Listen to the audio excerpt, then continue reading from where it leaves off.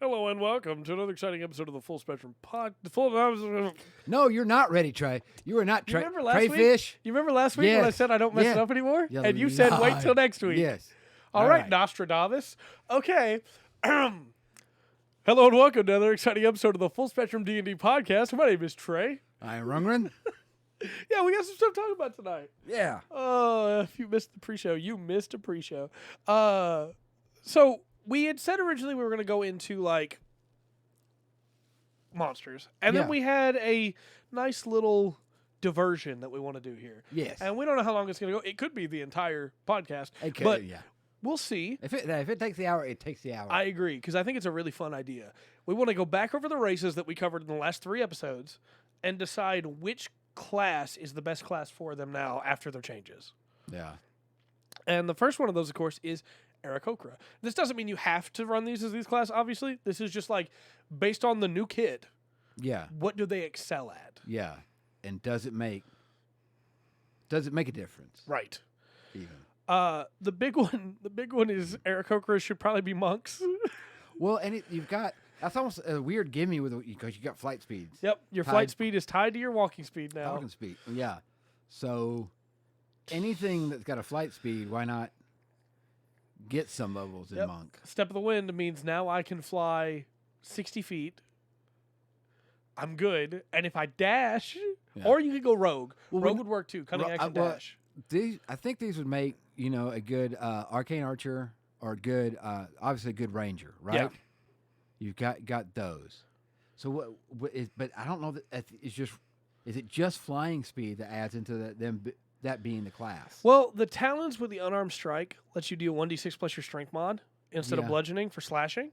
Right. So that ties into monk as well. You can use your talons instead of your hands to be able to fight. Yeah. And then wind collar giving you gust of wind for free is pretty solid. Again, for anybody who doesn't remember, gust of wind, a strong wind 60 feet long, 10 foot wide, blast from you in a direction you choose for the spell's duration. Each creature that starts its turn in the line must succeed on a strength saving throw or be pushed 15 feet away from you. And they have to spend 2 feet of movement for every 1 foot. So it very quickly you could run a pretty solid caster here if I'm going to keep you away. Yeah. Well, I was gonna say there's that would do really well in a druid line. Yeah. Or a wizard, either one of those that get haste. Especially a hard casting druid line. Mm-hmm. You know. Don't So do that. it's pretty solid all around. You could use it for anything, obviously. The flight speed works for everything. Yeah, but I think you're going to be sick as a monk. Yeah, I think so Especially too. with slashing, being able to switch between bludgeoning and slashing. And at a certain level, monk, they're going to count as magical. Well, and the talons count as 1d6, not your basic 1d4 Yeah. hit, so you're doing more damage right away. Yeah. You're going to have permanent magical weapons that can't be taken from you unless your limbs are severed, you know? It's a pretty solid choice. Although, again, I think Rogue is not bad, as we said. Cunning Action Dash. Yeah. And then Arcane Archer or Druid Wizard, all pretty solid choices. Ranger, of course. Yeah. But Trying to break down the... especially like a what's it called? The Gloom Warden Ranger? That gets the shift? Yeah, or the... I just had the rogue subclass. The assassin. Yeah, Assassin. That first turn, you get out. You get out. Yeah. Get him. That's pretty... Okay. Yeah, I think that's pretty solid for Aarakocra. But yeah, I think just about any subclass of monk. Mm-hmm. Man, just Aarakocra with Sun Soul just firing sunbeams down. Yeah, you find something about down and it going over, you could average 50 easy. Oh yeah. Movement. Oh yeah. Flight.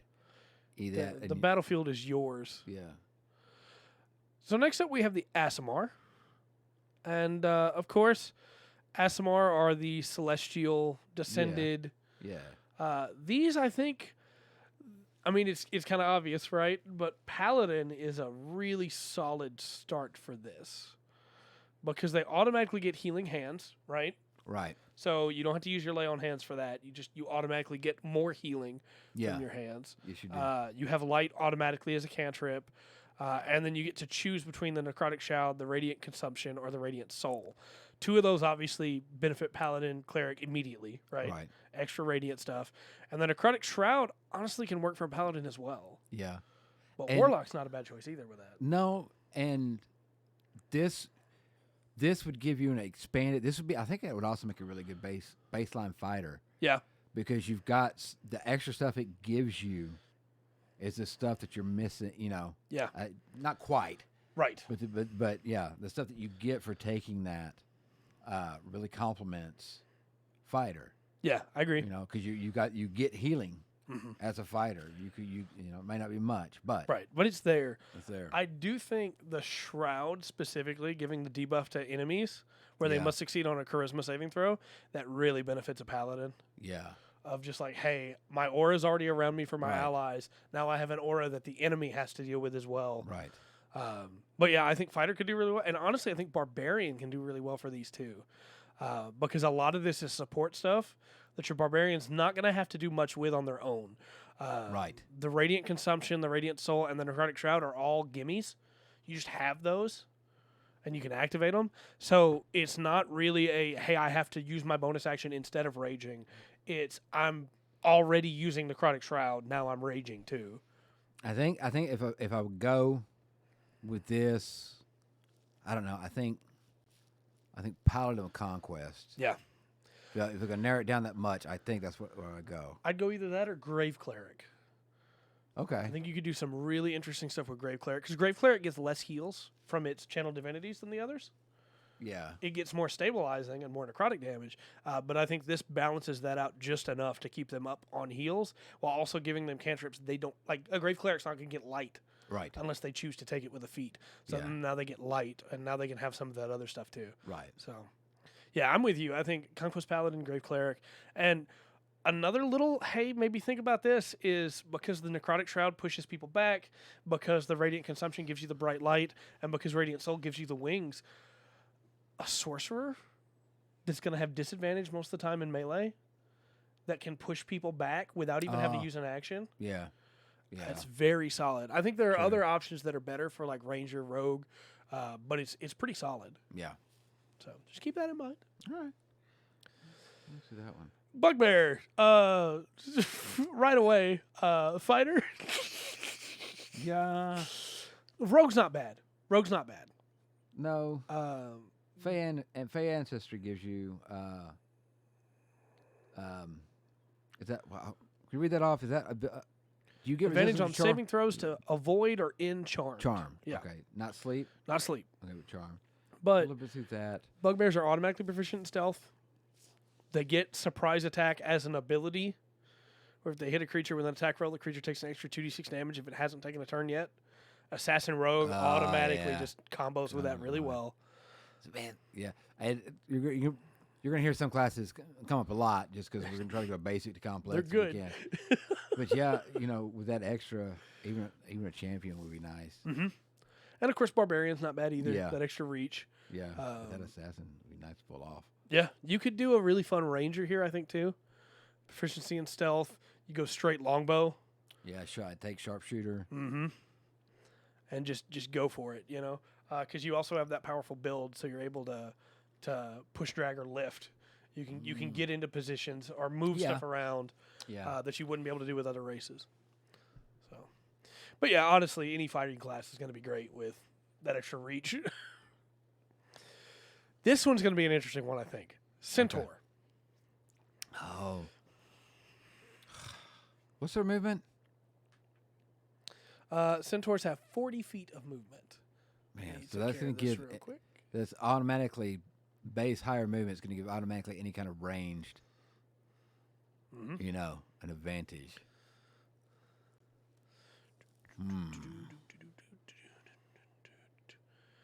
I'm just going to time out that bot.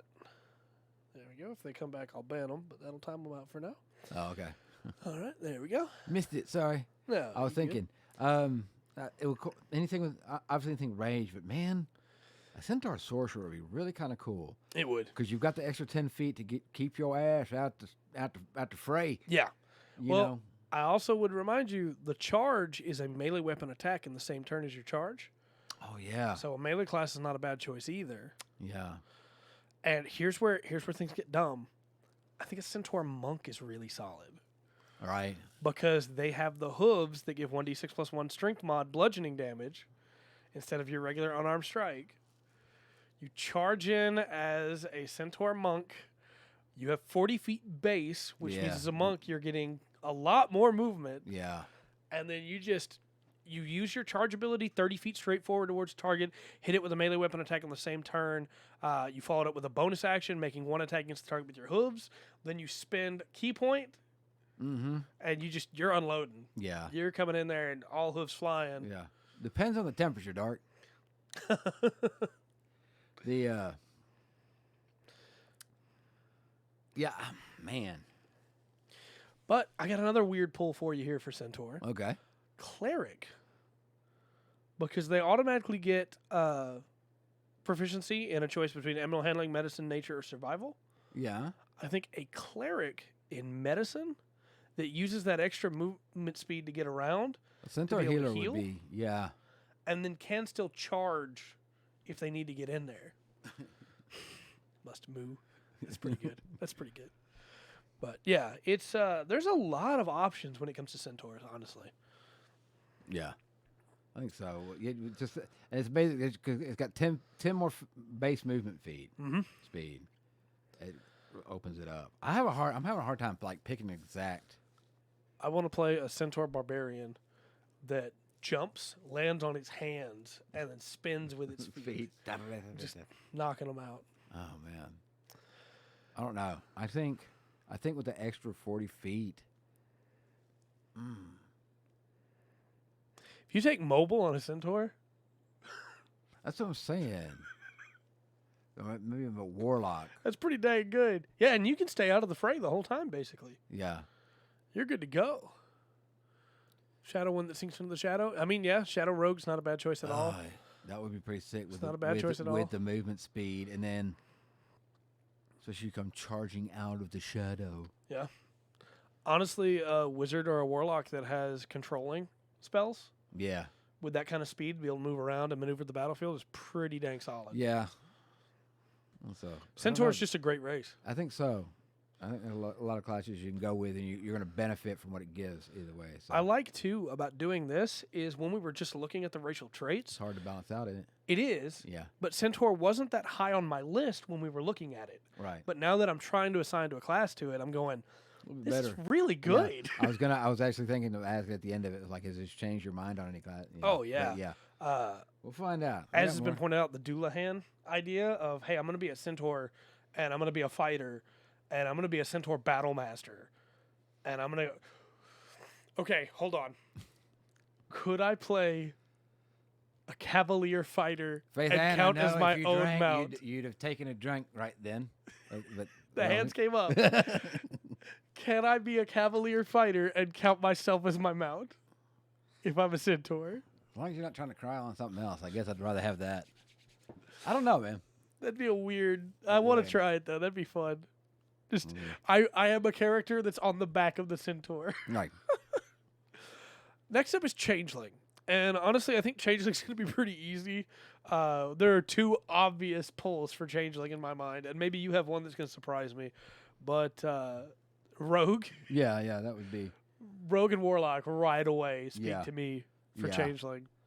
I was like that. Anything dealing with deception is going to have a thing that, I don't know. The other aspect is like a very wild type druid. Yeah. Just because of the animalistic nature of it. Yeah. You know. It's not a class, Dark. Yeah. It's not a class. Yeah. No, look, that one makes too much money. It breaks the game. I honestly think, too, though, Artificer's not a bad choice. I'm not role playing that out, dadgummit.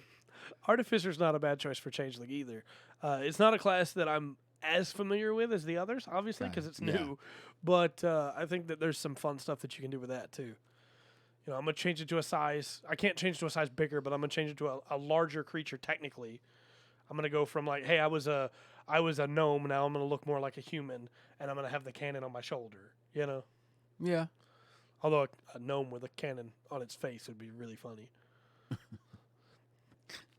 Speaking of gnomes. I don't know. Okay. So nothing. I'm trying to think. I'm trying to run through my head of something special for that. The only thing I can think of, the obviously the one we talked about on the last class, the shadow. Yeah, it's very good. Stuff. I think every rogue subclass is good on a changeling. Yeah. What is this? The soul knife? Yeah, soul knife would be very good on a changeling. I think that soul knife. That's the one that's coming to mind. Mm-hmm.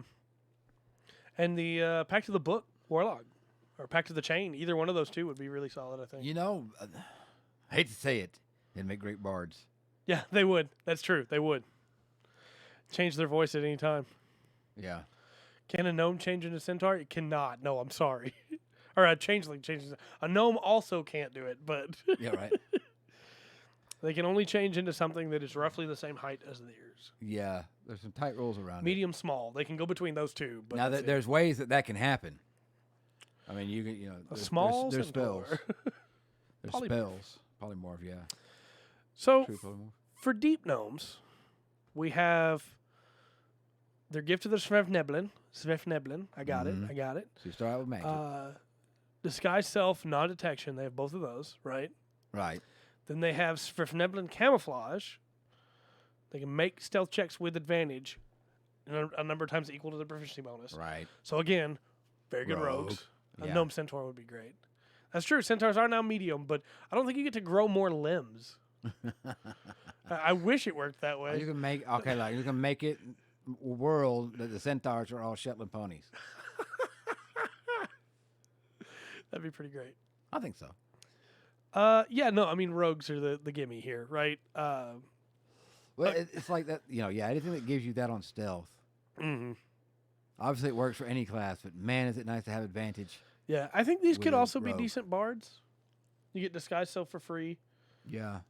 You're good to go there, and then non-detection as well to be able to get in. But again, rogue just speaks to me with this class. I read this and go, yeah, that'd make a good rogue.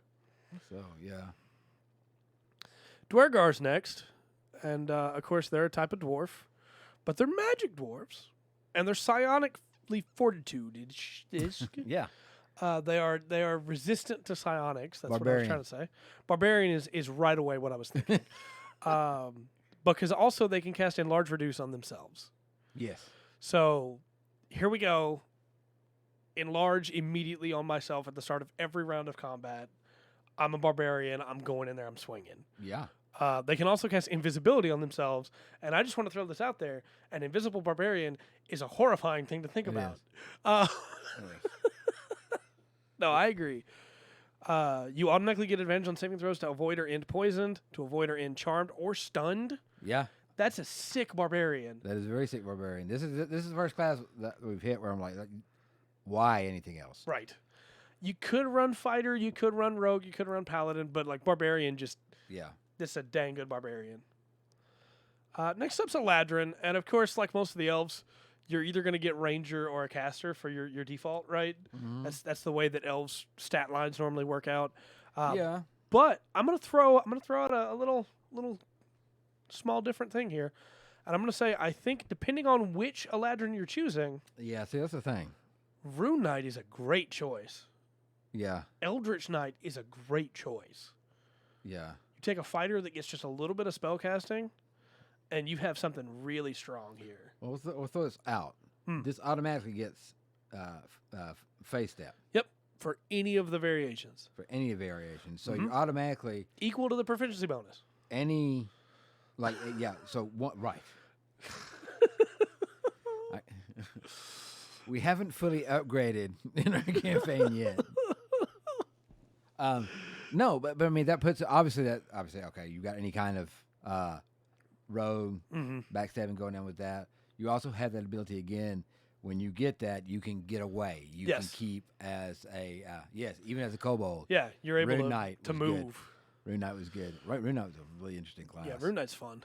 But yeah, you're able to move so much. So once again, following that line, if you're a warlock, and you've got, if you're 20th level warlock and you've got 5 moves around the battlefield, and you can just zap wherever you want to 5 times, because your proficiency bonus is going to be 5 at that point. Yep. And you can throw out, I know it's cheesy, but you can throw out 4 Eldritch Blashes every time. Yep. That are beyond 160 feet range. Oh yeah. At that point. And it may even be a lot further. They're not getting away. Right, they're not getting getting away, and you're going to get all that damage in. It's going to be either you're going to have to be targeted and take up time. Yeah. To get, but yeah, and I that's wanna just that's just cantrips. Oh yeah, I want to throw another curveball in here. I think this becomes a sick paladin. Yeah. Especially when you look at like the winter one that gets frightened, and you add that in, a paladin that's just leaping around the battlefield, and his auras are moving, so constantly, hey, I'm imposing disadvantage here. Hey, I'm imposing disadvantage here now. Yeah. You know, it that gets really strong, especially like an Oath of Ancients paladin. Like right away, you've got some crazy stuff going on there. Well, also if you make once again, a lot of these classes are going to run the same thing. One of it just with Misty Step, this just opens up to everything because you have a fighter with Sentinel. You make your stand here. Yep. When it comes around your turn, if you haven't used it, you haven't used your action or whatever on your turn, you Misty Step over there. And you still have your Sentinel. Yep. Together, so you can effectively. I don't know. You just have all that much, but then you still have your movement. Yep. Still have your movement. Oh yeah. And then of course any range class that takes Spring that can use its Misty Step basically on someone else instead. Oh yeah. Where the Ranger could run up to somebody and go, "You're good. You get to teleport now." Yeah. It's very good. Hexblade, very good Warlock as well. For this. Yes. Just because, again, you can get wherever you need to go. You just, hey, here you are. Yeah. And, that extra free damage on Summer is really nice. Mm-hmm. Especially, like, again, if you want to take this as a Barbarian, just extra damage when you jump. Yeah. Boom. I'm in the middle of them. They're taking damage. That's why I think a really good tanky class is a great choice for this. Yeah. Because, hey, I'm going to jump in the middle of them. God, I'm liking the Hexblade with the Misty Step, though. Yeah, it's very good. Yeah. Yeah. Misty Step's just a great spell. Everybody should have it. It does. Everybody should take it if you don't get it. And that class gets it just to do. As much as it wants, basically. It's powerful. So next up we have Fairy. And I think you and I are going to fall on the same thing here, which is you could go Fairy Monk. Yeah. But you should probably be going Fairy Caster or Fairy Ranged to take advantage of that flight speed and your size. Yeah. Because you automatically have Druidcraft, Fairy Fire, and Large Reduce, but you're still small. You can get to places other people can't get. A Fairy Ranger that can utilize these spells, especially like a Beastmaster or Drake Warden, that, hey, I'm going to use Enlarge Reduce on my pet. I'm going to make my Drake huge. And then I'm going to be back here firing. Yeah. Like, that's very good. Yes, it is. It's really tough. For a city campaign, a thief fairy being small, that little flight speed would be broken. I got another weird pull here because I've seen it in one of the campaigns that I ran, in one of the one-shots that I ran. Yeah. Artificer Fairy is pretty good. Hey, I'm a fairy, but I've got a huge cannon. It's probably bigger than I am. And it's doing the work for me, really. It's pretty good. Yeah. Yeah. I don't know. I think Fairy just immediately makes me feel like a caster or, like you said, like a thief or a ranger. Yeah. Bard Fairy wouldn't be too bad. Well, let's see. Yes. Yeah, it would. It would be a pretty good class. And run right and set up right. A wizard fairy would be pretty poison, Heck man. yeah, Papa Smurf. That'd be pretty toxic, man. Except Papa Smurf couldn't fly. Barbarian Fairy. I mean, you could. You could. Yeah, tiny angry. Go for it. Every time it just, yeah. No, I enlarge my rage. If only they got Fury of the Small. Yeah. That'd be pretty dang good. It might be too good, though. Wait. If I was going to run a barbarian with this, just for the poots and chuckles, let's see, we got fairy magic. Yeah. It's going to give us what? Druidcraft, and then at 3rd level Fairy Fire, and at 5th level Enlarge Reduce.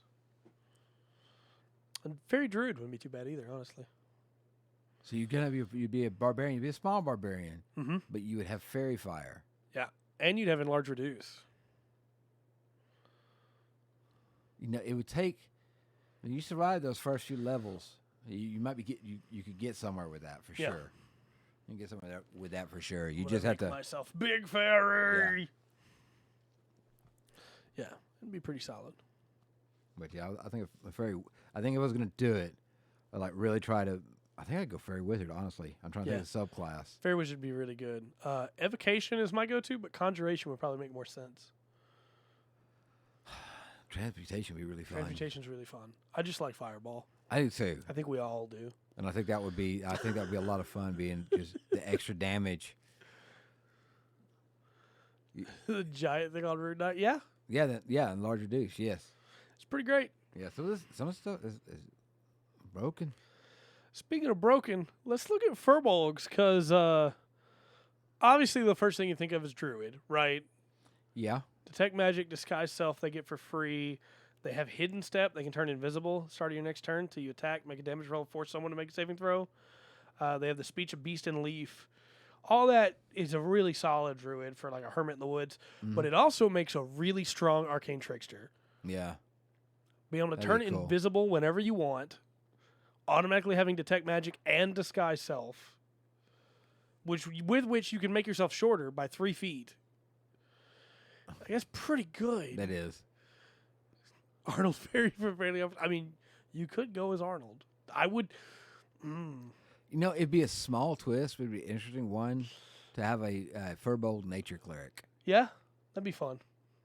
That'd be fun. It runs differently than a Druid. Yeah. Oath of the Ancients Paladin would make sense for a Furbolg too, I That'd be think. kinda cool. Yeah. But, I mean, they're big, but they're not big and stompy. They're big and magical. Yeah. So Yeah. those are the go-tos. But just, consider Arcane Trickster. Might be fun. Yeah, I like that idea. The Genasi we have 4 different versions of, basically. So we'll go over them individually. The Air Genasi's first. Of course, they have that extra walking speed at 35. They can hold their breath indefinitely unless they're incapacitated. They have resistance to lightning damage, and they can mingle with the wind, where they know Shocking Grasp, Featherfall at 3rd level, and Levitate at 5th level. Obviously, this is a solid monk. Oh, you're saying elemental? Just Yep. that's the one subclass at Tosma, the 4 elements. Yep. Way of the 4 Elements monk. It's a very, very solid Way of the 4 Elements monk right there. I also think this is a really solid sorcerer. That, hey, I get my power from the elements itself. Yeah. And I'm bringing it down from my bloodline, Jorgen von Strangle. That's true. I would love to play as Jorgen. That'd be great. No, I think there's a lot you could do with this, but those are the 2 that immediately jump out to me. Yeah. Yeah. I don't know, dude. That monk town is just so fun. And I don't know if I can separate in my head the air and like Avatar, and like they're supposed to be monks. The air nomads were monks. Yeah. Well, once again, the rogue subclass really Yeah. would be really cool for this. I'm trying to get down to Which one? one. Yeah. I mean, being able to have Featherfall on a thief, That might be with it. second man. story work, Yeah. to be able to get up there I and then just come go back out down. yeah, no, I just jump from the window. Yep. Yeah. Yeah. Levitate for the treasure. Oh yeah. It's really good. That would be good. It's really nice. Honestly, you could have a really nice soul knife too. With they don't have to hold they don't have to breathe. They can hold their breath. Or you do some crazy stuff with that. But Yeah. the Earth Genasi, only 30 feet of movement speed, of course, but they have Earth Walk. They can move across difficult terrain without expending extra movement. Yeah. If it's on a ground or floor. They have Blade Ward as a cantrip, and then they get Pass Without a Trace at 5th level. I know some people would probably jump for Rogue here because of the difficult terrain. I honestly think this is your tank. That's what I'm thinking. I'm thinking barbarian because you don't have to worry about, no, I keep my feet on the ground. Yep. I'm going to make it to the bad guy, I think either barbarian or paladin with the Blade Ward as a thing that it's got there. Hey, I'm going to be in it. I'm going to keep my feet planted. The only thing I'd have against paladin, I think the Blade Ward would get nullified out pretty quick for other things. Oh, for sure. For sure. And barbarian that. having that as a free cantrip would be great. Yeah. Yeah. I think that's the way I'd go. I think it's an over for barbarian for sure. I mean, and if it works for barbarian, it's going to work for fighter. Oh yeah, for sure. On that, For sure. But there's just something a little bit. The way it works, it feels better for barbarian. Speaking of fighter, I have a subclass for fighter that I think this is perfect for, which is samurai. I plant my feet. Yeah. I'm not moving. Oh, Kensei would be good too. Kensei monk would be great here too. Just the idea of like, hey, yeah, you cannot Yeah. I will get to you, and you cannot stop me. Right. It's very good. Very good. Now, Fire Genasi, of course, immediately has a couple things that come to mind. Resist to fire damage. Yeah. That's very good. Yeah. Then they automatically get Produce Flame, Burning Hands, and Flame Blade. Yeah. This is a really good evocation wizard right here. Right off the bat. The sorcerer comes to mind too. Yep, Sorcerer would be really good here. What's Twin so that close? Burning Hands early on. Yeah, Oof, man. that's going to be a lot of damage. Flame Blade, you could go Well, you Eldritch could. Knight. Well, you got the fire resistance. You could drop a fireball on you. Yep. You could risk it. Yep. After a few levels. And you'll be fine. Yeah. So it's definitely something to think about there because that's immediately what I think of as a caster. Mm-hmm. But again, Eldritch Knight could probably make good use of that Flame Blade in Yeah. a way that, or, I mean, it's not what I would pick for it, but a Hexblade Warlock could take advantage of the Flame Blade too. Yeah. But again, if I'm going Hexblade Warlock, I'm probably not going to go Fire Genasi. I got other stuff I'm going to. Yeah. Honestly, evocation wizard. Mm-hmm. No. I cast fire. I burn things. Yep, that's what I do. What I do. I am a dragon. Water Genasi's next, and we have acid resistance. Breathe Okay. air and water, and you get acid splash, create or destroy water, and water walk. I'm gonna pull in a weird pull here, and I'm gonna say Blood Hunter. I was gonna say battle master. Battle Master would be very good too. You can get in there. You can go into weird situations that the rest of your party can't go into. Yeah. And you can move people around with Battle Master or Blood Hunter. You can get in there and just, hey, you can't touch me in here. Yeah. I'm doing stuff to you, and you can't get to me. Yeah. Artificer's not a bad choice for this either, I think, or Ranger. But your options are limited when it comes to, hey, this is benefiting everything that I can do as a class. You know? Right. Right. So it's definitely the weakest of the four in my mind when it comes to picking a class. But it can do things that nothing else can do. So, Well, it's just as a campaign could change things, obviously, but yeah, definitely. For the battle master, it's that water walk. Yeah. No matter where I go, I can get in places and see my battlefield. Yep. That maybe the enemy can't. Yeah. Oh, and that's why I was thinking like a Blood Hunter, because Yeah. Hellish Rebuke is a really strong ability, Yeah. but it costs you HP. Whereas if you're in a boiling thing of acid, because you're resistant to acid damage, if you're sitting in an acid lake, nothing can come get you. I want a And pirate. you're just I want a pirate gunslinger. Oh, that'd be really good here. It's Yeah. like yep. everybody's shooting the ropes. I just jump off, walk across the water to the other ship, and then climb up. Yep. There you go. Start shooting. Yeah. There you go. Swashbuckler. Next up are the Githyanki. And right away, they have their psionics, right? So you have Yes. Mage Hand, Jump, and Misty Step. Obviously, Misty Step is the best one of those three. Jump is kind of worthless. Yeah. But- Mage Hand's good. Mage Hand with the right player Mm-hmm. can be excellent. I'm gonna go crazy here because I know people want me to say Soul Knife Rogue. I'm gonna go crazy here, and I'm gonna say I think your best bet here is a Kensei Monk, because you can gain proficiency with any weapon you want through your Astral Knowledge. Mhm. You come across a new weapon, you're automatically proficient in it. You come across something that doesn't count as a monk weapon, no problem. I'm still proficient in it. Yeah, I can learn it. And you cover all your bases that way. You can use anything. And I think in that situation, you take something like Tavern Brawler, Yeah. where, hey, it doesn't matter what I pick up. I can literally fight with anything. I'm a master of all weapons. And I can also use my Mage Hand to go grab that weapon over there. I'm saying that free Mage Hand is really interesting for any kind of melee class. Mm-hmm. Yeah, because you could do some nasty stuff with a rogue with that Well, yeah. without having to take Mage Hand And- by going yeah. into Arcane Trickster. Yes. And then you can get advantage. There's a lot of stuff you can do with that. And like I'm just saying, it's just definitely lends itself to melee classes such as Fighter Barbarian, something like that. Just because it brings up you wouldn't normally have. Right. And you get in Misty that Step. class. Yeah, with Misty Step and Mage Hand, that's pretty sick. I could see a really nice cleric with this too. There's some pretty nuts stuff that you can do with this combination of abilities and resistance to psychic damage. which, when you say that, you automatically go, well, there's a barbarian subclass. Yep. That's all they're missing. Yeah. So, just something to think about. When we get into their cousins, though, that gets their eye, we have Mage Hand Shield Detect Thoughts. And they don't have the free proficiencies that Githyanki have, but instead they have mental discipline, so their saving throws are advantage on saving throws for Charmed or Frightened. Again, I know a lot of people are going to go, hey, go Caster, but Mage Hand Shield. I'm getting in there. I'm thinking, Paladin. Mm-hmm. Paladin or Fighter, one of the two. Yeah. The Detect Thoughts, for some reason, reads Paladin to me. Detect Thoughts and Shield. Mm-hmm. I'm getting in there, and I'm going to figure out why you're here. Yeah. And if I don't like your answer, I'm cutting you down. Right. Yeah. I'm going to do everything you aim, and I'm going to make sure you're aiming at me. Right. Yeah, so it feels like, you're... Anything for your main tank, I think will fall under this just because you're giving shield, right? For sure. An advantage on Charmed and Frightened? Yeah. That line's not going to break, Yeah.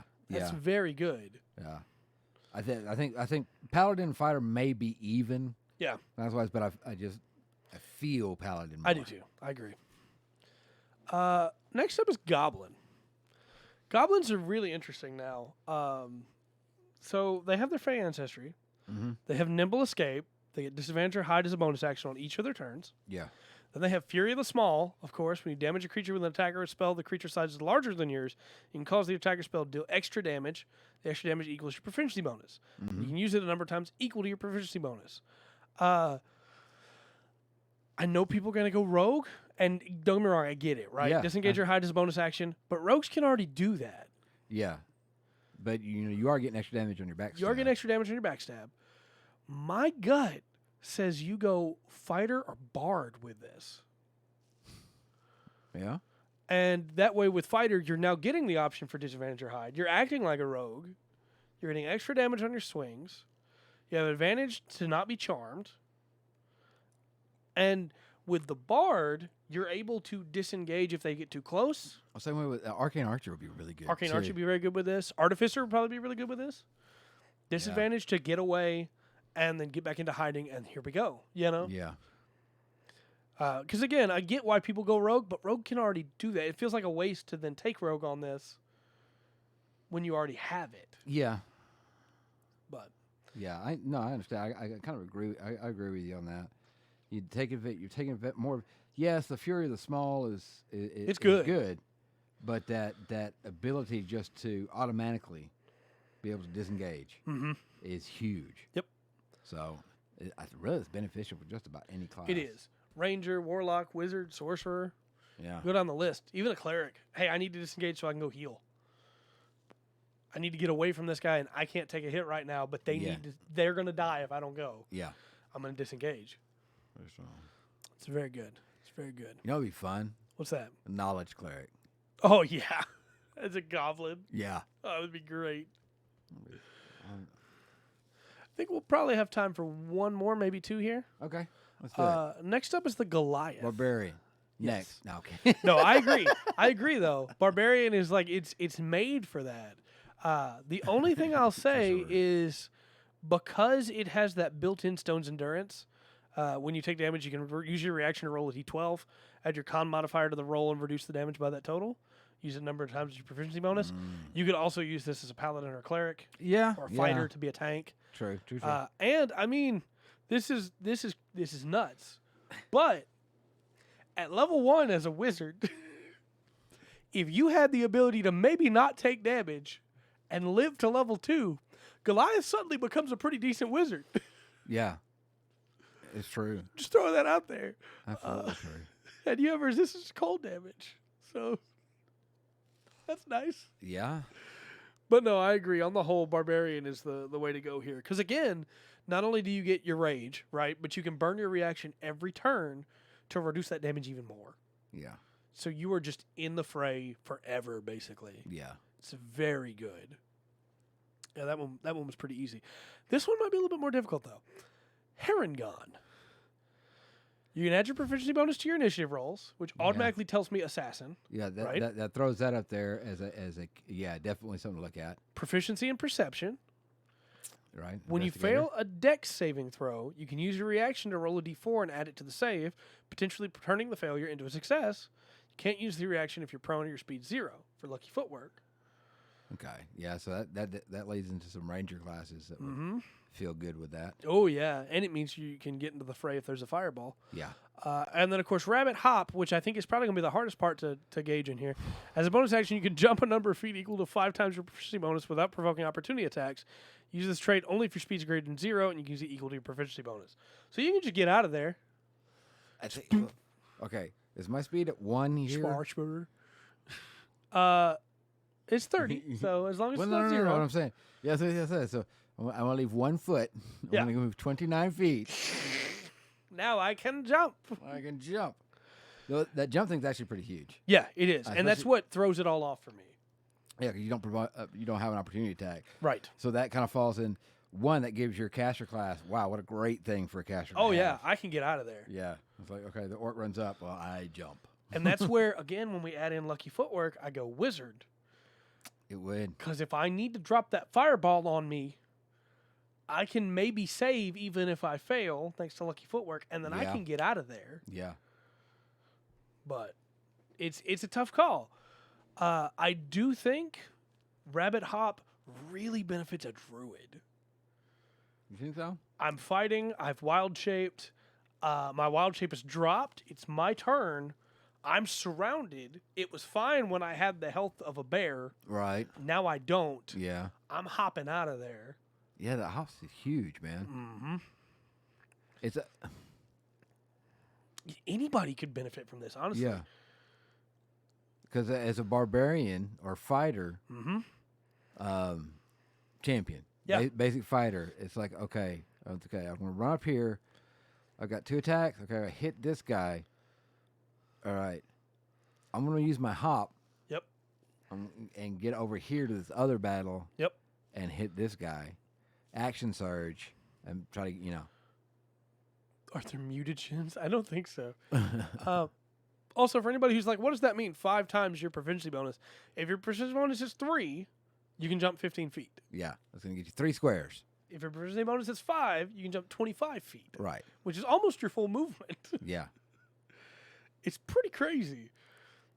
I think it immediately throws everything on its head because whereas before I was going, assassin rogue, this is the way to go. Yeah. No, I would not waste that on that now.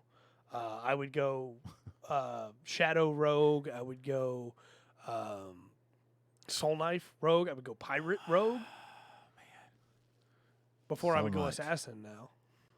So much, man. And even because once it's not great at first, right? You got 5 foot. Yeah. But as soon as you hit that 10 foot, you're putting 2 squares between you. You've put a space there. That's right. That's usable. Huge. Yeah, it's usable. And again, I kind of want to say go fighter because then you get to be a dragoon from Final Fantasy. Yeah. And there's just something amazing about that. I just can't help it, Well, the idea of, okay, I'm going to run up. Okay, I'm right beside the barbarian. Yeah. Okay, I'm going to hop over this thing. Right. So we have advantage. Yes, on absolutely. That. And then, I mean, it's just, there's so much you can do with it. I'll put it to you this way. If this had been the way Harengon was before we started this last campaign, I would be playing a Harengon fighter. Fair enough. Because I love that idea of dragoon. Yeah. Just, hey, I'm coming in. Yeah. But there is not a bad class combination for this, I don't think. There's not either because there's no disadvantage to wearing heavy armor. Right. With that jump. Yeah, you still get it no matter what. Yeah. You also can be small and do it. Yep. Which is huge because that gives you a lot better hideability. So again, if you want to be a ranger, you want to be a rogue, you hop away, you hide. If you want to be a caster, they get too close, you hop away. Mm-hmm. Then you cast your spell because it's a bonus action. Again, it's good for everything. Mm-hmm. If I had to choose, again, I'm going to choose fighter. I think so. I think there's... it could be because there's going to be those moments, and I think that just you're going to end up using. You keep it in mind. You're going to end up using that little hop so much. Yep. You know, either to get away or to get over to another fight. Yeah. You know. And you regain all expended uses when you finish a long rest. And by the time you get to 10 feet, you have 2 uses every long rest. Yeah. Like you're Yeah. you're really solid. So when you get at 10 feet, you got 2 uses. So at some point in time, you can run up, hit a guy twice. I've used all my movement, but that guy's 10 feet away. Right. Well, I'm going to go over there and hit him. Yep. You know, and then when action surge. Yep. So I still have one, so I can jump again. It's just a really cool idea. It is. And I like the idea of a fighter just like coming in there, sword swinging. Yeah. On that. There's something fitting to me that this next one's probably going to be our last one for the night. And I just want this on record. I think Pegatar's a great name. Yeah, it's pretty good. Let's talk about hobgoblins. Why? So, I mean, it's pretty clear that the right choice here is bard, right? That's what they've made the hobgoblin into, is a bard. Which of all classes, this is one bit we should be going. This is the battle master. Right, 100%. But the Fey gift, where they can take the help action as a bonus action, doing so a number of times equal to the proficiency bonus, and they get all of them back when they finish the long rest. Then they get their options between the help, you know. Hold on. You take the help action as a bonus action as many times as what now? Equal to your proficiency bonus. And you get them all back when you finish a long rest. And at 3rd level, you get special versions of help. Yeah, man. There's just so much for a support class. Mm-hmm. So you could go bard, you could go druid, go cleric, you go ranger. Yeah. But, hey, I'm going to give you temporary hit points, or I'm going to increase your walking speed by 10 feet to the start of your next turn. I'm going to make it where the first time a creature that hits, or that I help, hits a target with an attack roll, they have disadvantage on the next attack roll. It's solid, right? And then, of course, the fortune from the mini is pretty good. If you miss with an attack roll or fail an ability check or a saving throw, you can draw on the bond of reciprocity of the help to gain a bonus to the roll equal to the number of allies you can see within 30 feet of you. It's good, right? Okay. But it's very much support in my mind. So I'm actually thinking transmutation wizard. Yeah. Because you help everybody and control the battlefield. Yeah, for sure. You know, I'm gonna bog the enemies down, or even you get the right spells, you'll be holding them still. Yeah, for sure. You know, bonus action help. Yeah, bonus action help, and you'll be given, and then it's got to be something like that. Obviously, then cleric comes to mind. I wasn't trying to go with that because obviously life cleric with that many help actions. Oh yeah, on the bonus action, and then when you get the extra special stuff. Also, to clarify too, for anybody who's like, oh well, if I only get to pick one of those, no, it's every time you use the help action, you get to choose between those. Yeah, every time. Yeah, it's an interesting thing. It's just not. I don't know. It just doesn't feel hobgoblin to me. Yeah, I agree. But I agree. I think a transmutation wizard is very good. I think a cleric or a druid would be great choices for this. Just to, hey, I don't just heal. I also, boost up the party. I buff the party. A bard would be decent for this too. Yeah. Yeah. Trickster cleric. Yeah. Who's debuffing and stuff. The enemy. Yeah. Don't do that. You cannot. No, I'm sorry. You cannot. Yeah, it's got a lot of good to it, right? It just doesn't feel like Hobgoblin to me. Because I'm with you. When I think of Hobgoblin, I think of Battlemaster Fighter. Yeah, it's got to be, I want more tactical stuff. Mm-hmm. Which I guess now I see what they're doing a little bit more with the help action. Yeah. But it doesn't feel right. I agree. I don't know how to explain it. I kind of want to play one now just to be able to get a feel for it and see maybe it winds up being way more useful. But I still kind of wish it was just a different race. Well, let's look at go over the help action. Okay. The special help stuff. So we have hospitality. You and the creature you help each gain a number of temporary hit points equal to 1d6 plus your proficiency bonus, which is really good. That's a good free heal basically. That's every good turn. for a paladin with auras as well. Mm-hmm. So add on to that. Okay. Life cleric would probably get the full bonus out of that. Oh my gosh, yes. That'd be very good. And get the healing back. Yeah. Passage. You and the creature you help each increase your walking speeds by 10 feet until the start of your next turn. Well, that sounds like a ranger thing. Yeah, would be very nice to have. And then I don't know how that's going to work in battle. Right. And then Spite until the start of your next turn. The first time the creature you help hits a target with an attack roll, that target has disadvantage on the next attack roll it makes within the next minute. Okay, with that one, you're really getting into warlocks with a hex or a ranger with a Hunter's Mark. Hunter's Mark, Yeah. yes.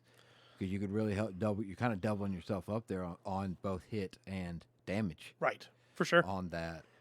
So you've got some options. It's good. It'll work for anything. It just doesn't feel like a hobgoblin. All right, yeah. I got to agree with you there. But Go through that. I think it could be really fun to play this as like a barbarian. And just like, hey, I'm in the middle of it, or a paladin. I'm in the middle of it, and I'm using my bonus action instead of helping me to help everybody else. Yeah. Yeah. That's good. And look, there are situations that call for salt port. Dark. I'm not sure if this is one of them. I have to think about that one. Yeah, I caught up to that. So next week, Okay. we'll be back with the Kinku, Okay. and we'll finish off the races this way, because I'm really enjoying this. I think this is good. Yeah. This is helping us get a better handle on the changes. Absolutely. And then we'll start on the monsters. So expect us to be in Mordenkainen's for at least another month.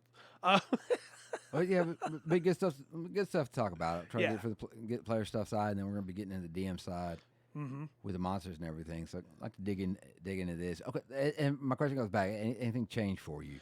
Yeah, I think Centaur is way stronger than I thought it was originally. Yeah. I think the Gith are actually way more useful than I thought. Yeah, both of them. I can definitely see better applications for all those. And then, honestly, Harengon is like top tier now. I didn't realize how strong Harengon was. Yeah, that's pretty sick. I want to play Harengon. I want to be a Dragoon. Can I be Kane Highwind? Can I be Kane Hairwind? Right. That's awful. It's gonna be my character now. I don't know, man. I'm trying to. Those definitely. Getting another look at that, and then just the. Oh shoot. There was a couple of them that got that like with Misty Step. The Eladrin. Yeah. But yeah, the Eladrin's always been good because they've always got Misty Step. Mm-hmm. Always have. The Wind Genasi, very good. Yeah. Fairy was actually surprisingly good. Yeah. Yeah. I'm looking for the rest of them to see how they kind of line up because I do feel better about some of it. And one is just they're kind of strong. Yeah, they're all strong. Real strong. They're all strong. All right. So next week, Kinku. Yep. Don't forget, if you are watching this and you have a D&D Beyond, I guess now it's a Wizards account, don't forget to claim your free Vecna stuff. We're not sponsored by them, but we could be. Yeah. If they wanted us to be, I would absolutely read an ad read. And probably mess it up too, like I did the intro. Right. Because we do. I mean, we're not gonna talk about stuff that we don't use. Right. And we use it constantly. Using it now. So don't forget to grab that. And we'll be back Tuesday with some more stuff, and next Thursday with more Mordenkainens. Yeah. Anything else I forgot? I feel like I'm forgetting something, but I don't think so. We had a good discussion, man. Okay. So we're good. I think we're good. Well, until next time, then. I've been Trey. I've been Rungren. And we've been the Full Spectrum D&D Podcast. Remember to always enjoy the full spectrum that D&D has to offer.